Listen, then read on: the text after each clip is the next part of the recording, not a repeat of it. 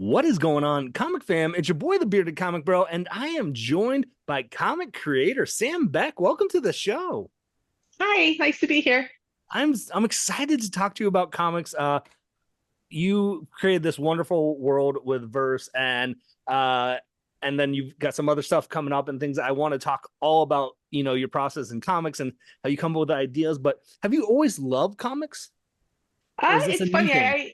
It's more of a new thing. Like I've kind of been reading manga and stuff like in my teen Hmm. years, but like I haven't really been like into comics until I started making comics.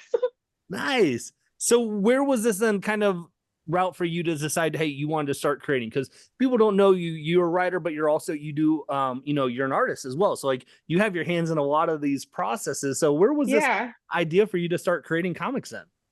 Yeah, I always tell people like I think I'm more of an artist than I am a writer, for sure. So I used to work as a graphic designer like right out of university. Did that for like 5, 6 years, and then one day I'm like, I can't do this anymore. I don't want to be designing like apps for banks and websites and all of that. And I've been drawing forever. Like since I could draw, I was drawing. I've always really enjoyed it. So I'm like, let me take a year to kind of try doing like freelance illustration and Mm. stuff like that, and see if it goes anywhere. And I've always kind of really liked the webcomic space specifically. So I'm like, I can try doing a webcomic. I've been thinking of like this world verse specifically for a couple of years. So let's try and like, do something actually. I think webcomics are a really fantastic medium for that because there's no gatekeeping. You just get your stuff out there, and if someone reads it, fantastic. Yeah. So was your first project, your first idea that you kind of when you wanted with that webcomic, did Verse start as a webcomic then? Yeah, exactly. It did. So I like before I started Verse, I kind of did a few really short comics here and there.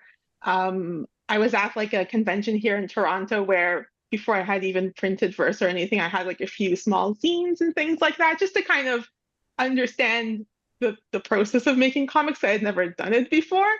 But yeah, Verse was like the really like first big project, and it was a webcomic because there was no way like a publisher, anyone was going to like look at me with with the zero experience I had doing anything. So that was the route I wanted to take.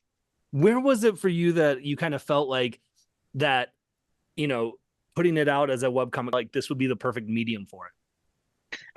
So like I said at the beginning, like I always really like manga and anime and Mm. stuff like that. And like I think again, like I'm an artist first and a writer second. So like me to tell a story visually just made the most sense. Like that's how I would be able to best tell the story would be to do it in a visual way instead of writing a novel or something. Yeah.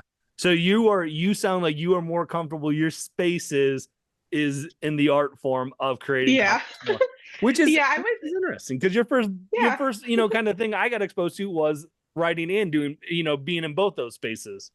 Yeah, like before I did Verse, I was working on a series called Songs for the Dead with some writers here in Toronto, Mike and Andrea.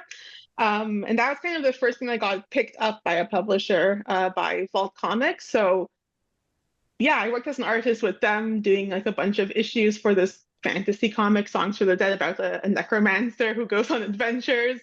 And at the same time, I was like, continuing to update Verse and all of that. So it's a lot of like learning on the job is is how I've gone about this process. Where did kind of you start to hone your craft and learn how comics work and putting that together? It was a lot of experimentation, to Yeah. be honest. Like it it was just seeing what worked, and like it. I feel like Versus is really funny because like it was the first kind of big thing I did. It's still really the only like huge project that I've both been the writer and artist Mm. on. Um, and it was so much experimentation. Like I remember when I first started doing verse, I had just finished kind of going through Watchmen, and I'm like, I really want to do like that classic like 9 panel grid system. Yeah. I thought it was fantastic. Like I love the kind of constraints that brings, because I think that makes you more creative. And like maybe 40 pages and I'm like, this is not working for how I want to tell this story. So like the grid changed, everything changed. Yeah, so just a lot of like experimentation and like finding what worked for me. Yeah. Well, that makes sense. So we've mentioned verse a lot, is your kind of thing. If people haven't gotten to experience it, what is verse? Yeah, so Verse is a young adult fantasy comic. It's a trilogy. The third book comes out later in August. So Verse is set in a world where magic is feared, and only these monsters known as the Vel know how to use it.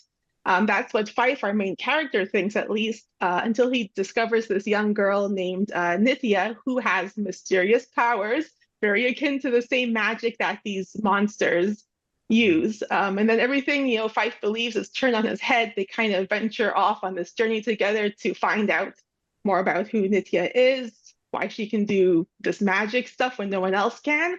And there's lots of other characters that come in and kind of help guide them on this journey. Yeah. So, where did this idea for verse kind of originate? It sounds like that's been something with you for a while, but where did you kind of like, this is a story I want to tell? I think so much of it is like all the things that I really like growing up. I'm like, let me squish them all together into one comic. So I really grew up playing a lot of like RPGs, like Mm. Final Fantasy and stuff like that. And I've always been like really kind of drawn to the idea of like these ensemble casts that you see a lot of in, I think, like manga and stuff. And, like gather your party, like you're going on an adventure together. You're going to kind of discover these different aspects of each character through the journey. So like I always tell people like verse at its core, there's like magic and adventure, but it's really about characters interacting with each other and seeing how they grow and react to this very like world that's changing around them. Yeah, the world almost seems like it's just a device to kind of help our characters Yeah. grow, and which has been a lot of fun, reading book one and book two to see the journey and the relationships and dynamics change and grow as they're learning new things about their world as well. Yeah, definitely. So you said book three comes out in August. Did you always have this when you started it out as a web comic of how vast and expansive this universe that you created was going to be? Oh, so it was vast and expansive in the sense that when I started it, I had only like the faintest thought of what I wanted the ending to be. It was like maybe a couple of words, really, really nebulous, really like not fleshed out. I knew I wanted it to be longer. And because it started off as a web comic, there's no real like limitation. Mhm. So it only kind of got put into these three distinct books once it got picked up by a publisher. Then I'm like, okay, I can see it being three books, like 600 pages or whatever that is. But when I started out, it was like so not written down. And I have to really like credit my editor, Rebecca Taylor, for like helping me kind of like narrow in and focus towards like the second half of book two and then into book three to really try and like nail that ending because it was very loose when I was starting out. So how much of this series was online as a web comic then before that it shifted into being in, physical books? I would say about half of it. So all of book one was a web comic. The initial print run of it was actually kickstarted. And that's kind of the first print iteration was kickstarted fully.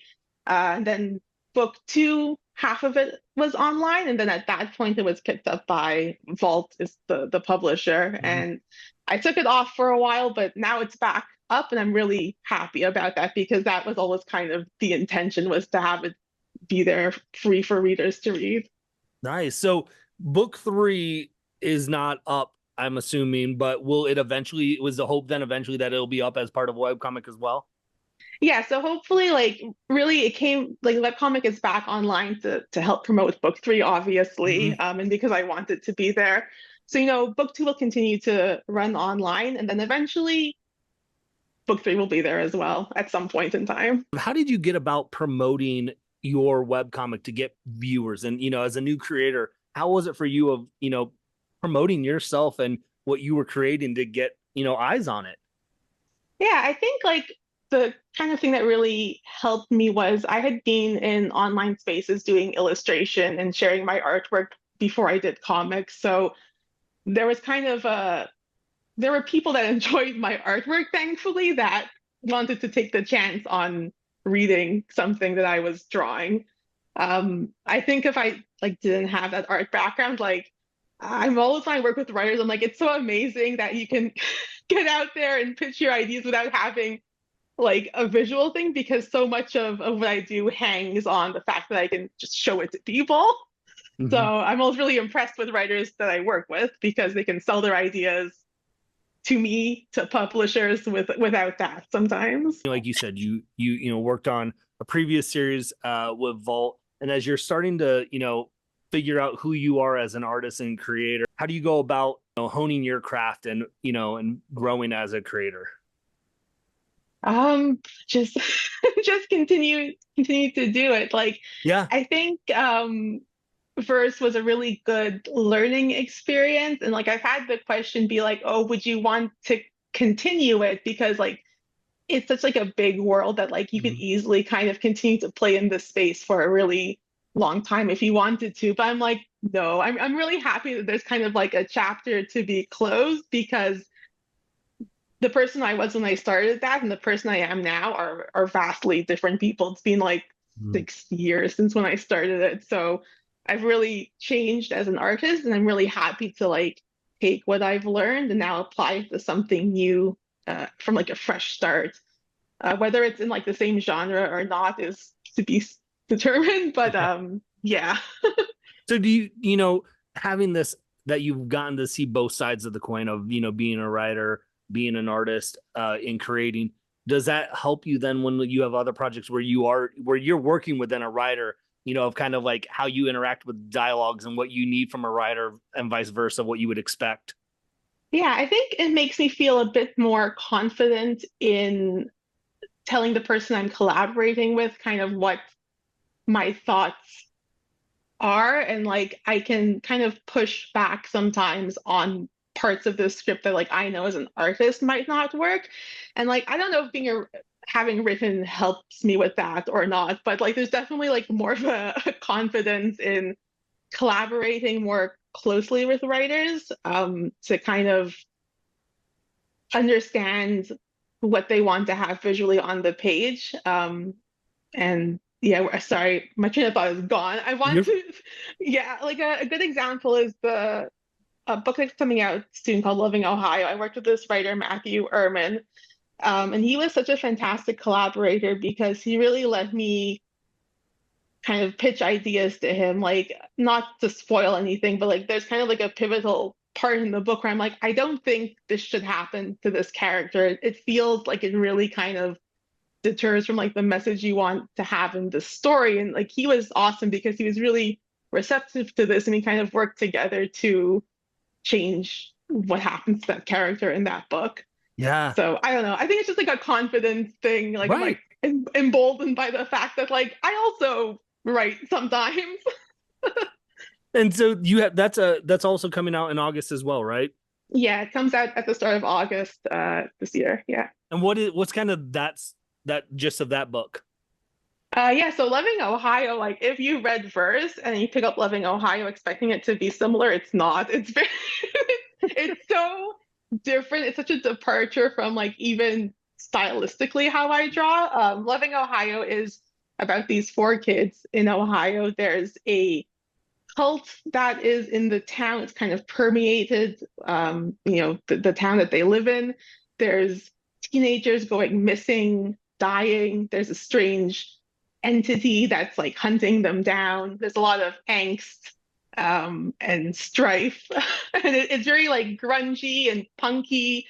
And it was a really fun project to work on, like as doing the art for it. Yeah, that's so cool. As someone who lives in Ohio, there is a lot of anxiety in this state. So Yeah. I can agree and and confirm that. So what was it like for you then? Like you said, it's a complete departure of your style of creating, with verse. Is that something that like you just felt the story needed? Where was it kind of for you of shifting your art style? Yeah. Yeah, so I think so part of it was I had worked with Matthew doing an anthology, like 6 pages, really short, and it was also had this very like grunge Mhm. influence. And he really enjoyed it and I really liked working in that style. So I'm like, let me bring this vibe to this comic because I think that's what it needs. The verse is like very polished, it's very colorful, it's very like kid friendly. It's a fantasy comic, right? But that style I just don't think would have benefited what Loving Ohio is, which is a lot darker and more serious and more kind of, emotional. Yeah. Where is it for you of like figuring out like what style or what you need to bring to a book? Like, how do you go about that for like you said, like you knew verse, it needed to be this kind of, polished, very bright, vibrant colors, but Loving Ohio, it seems completely different. Like, is it just something about the script that speaks to you, or like, where do you kind of figure out how you want to create that? I think it's partially the script and also like to step back. Like I think when you look at verse, that's my style. Like if I had to default to something, Mm, it would be to what verse is. I really enjoy that colorful, very clean aesthetic. mhm. So it's a very like deliberate uh action to like do something like Loving Ohio that's so different because I think like you said like the script called for it, it would just not feel right to do it differently. And I think like some artists have like a very distinct style and they stick with it and like whatever the story is like that's what their style Yeah. is going to be for the comic and that's cool, like it works for that, but I really enjoy being more of a chameleon and like pushing myself to like adapt to different scripts and to kind of push my art to like fit to what I think would benefit the script the most. Yeah.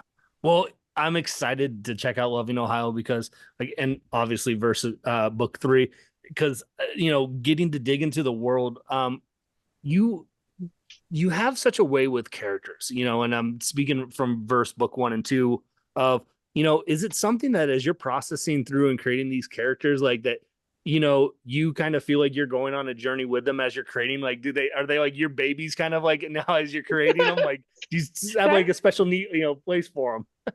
that's exactly what it is. Like I'm like they're my children. Like I know these characters so intimately at the end of the day because the story has been with me for so long, Yeah. where like I just like know how they're going to react to these scenes. And I have this story. So like before I got into comics and stuff, I was posting drawings online on like forums and digital art boards and stuff like that. And like such a big part of that culture was like, I'm gonna draw my original character and they're gonna kiss this other one or like whatever. Like you know how you play with like dolls or Yeah. something.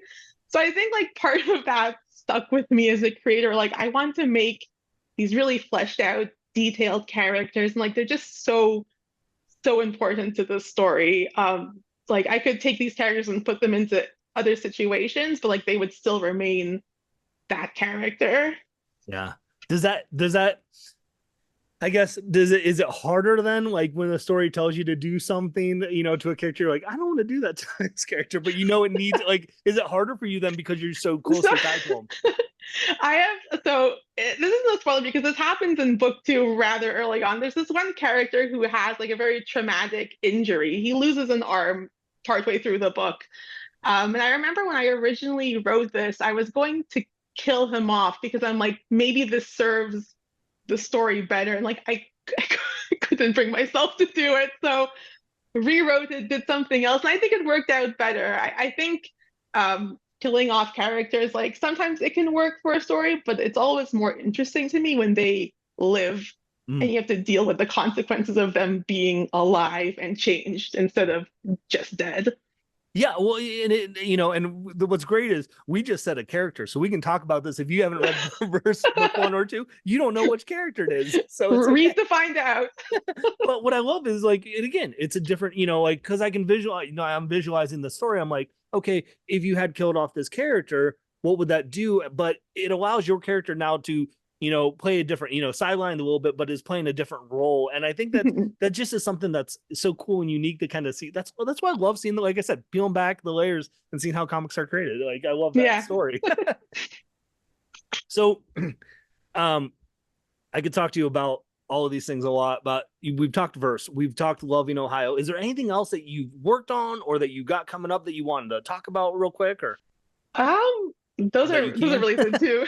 Yeah, those are the things I can talk about. There's other things I'm working on, haven't been announced, sadly. I'll be very excited to talk about them once they are.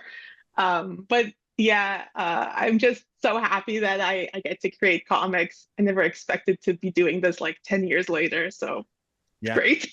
Well, where can people follow along with you with what you're creating? And so when those updates and announcements do get made, that people can, make sure they check it out. So I'm Sam Beck Draws on Twitter, Instagram, any social media. And you can read and learn more about Verse at versecomic.com. Yeah. And so if people are listening to this interview and they're like, I want to check this out, they can go to verse.com, correct? To read Yeah, the first two books online right now to prep for yeah, book three, which yeah, comes out in definitely. end of August, correct? Yeah, correct.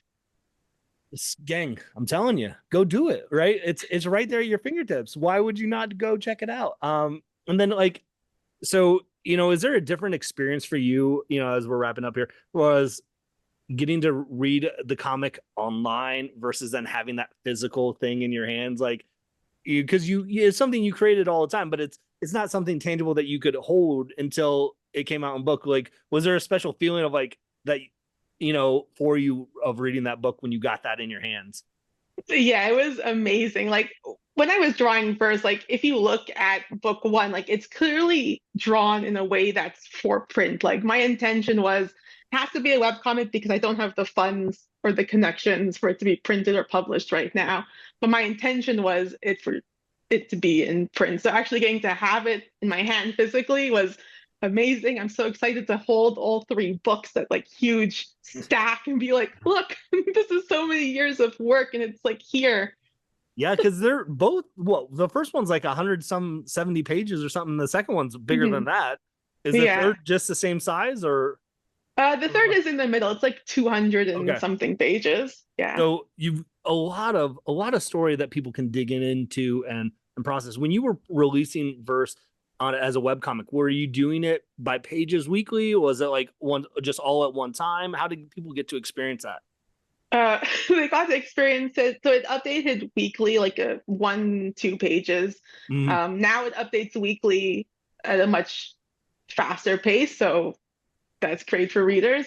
Yeah. A lot of it was like me. The I had only drawn up to the point I was updating the comic at. So it was like being on a train. The train is moving, and I'm like putting the train tracks in front of me as I go. Works out great. Uh, It's so good. And then, your decision, you took it to Kickstarter. Was that then because you had the intention of always having it print? And once you kind of found an Yeah. audience, you were like, oh, I could take it to Kickstarter. And then was it after the Kickstarter release that you got connected with Vault? Yeah, so in 2009 I kickstarted it, got it printed, went to a bunch of conventions here in Canada and America. And at I think it was MICE in Boston, my editor Becca Taylor found the comic, and we eventually got talking and wanted to be picked up by Vault. So that was really great. It That's wouldn't have awesome. happened if it wasn't printed, probably. Well, and so that's a great testament to you as a creator, but then and like you said, you have stuff that you found your audience, your fans were there, that that were all excited about verse, that then we're able to help back it and bring it to a physical copy, and now it's getting spread more by having a publisher, and people are getting to experience it, and I got to check it out, and it's just a great world that you've created. I'm excited to see what you do with book three. It comes out in August. And we also said Loving Ohio comes out in August as well. So August is just a big month for you. Yeah, you you are very exciting. you got a lot of promoting to do the next couple months. So well, Sam, thank you so much just for taking some time to talk about comics with me. Um, all the links that we talked about, how you can follow along with Sam, are going to be in the description of this video. Or if you're listening via your podcast, click on the description there. I'll have the links to all the social media sites. I'll also have the link to Verse Comics. So you can click on it there. Go check out Verse. Thanks again, Sam, just for taking some time to talk about comics with me. Yeah, thank you so much for having me. I've had a blast. Great. With that being said, gang, hopefully you can find some time to curl up, grab a book, and nerd out.